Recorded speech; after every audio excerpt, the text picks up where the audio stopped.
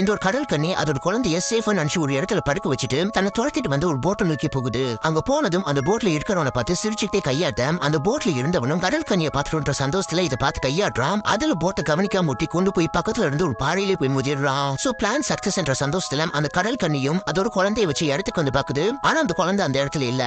ஏன்னா இது சேஃப் நினைச்சு வேற ஒரு போட்ல தான் அதோட குழந்தைய வச்சிருக்கும். இது திரும்பி வரதுக்குள்ள அந்த போட்டும் அங்க இருந்து கரைக்கு பக்கத்துல போயிடுது.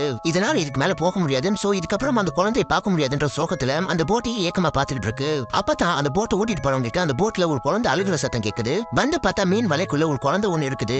இந்த குழந்தை எப்படி இங்க வந்ததுன்னு எங்களுக்கு தெரியல. ரொம்ப வருஷமா குழந்தை இல்லாத இவங்களும் கடவுளே இந்த குழந்தைய கொடுத்துதான் நினைச்சுக்கிறாங்க. சோ இவங்களே அந்த குழந்தைய வளர்க்க ஆரம்பிக்கிறாங்க.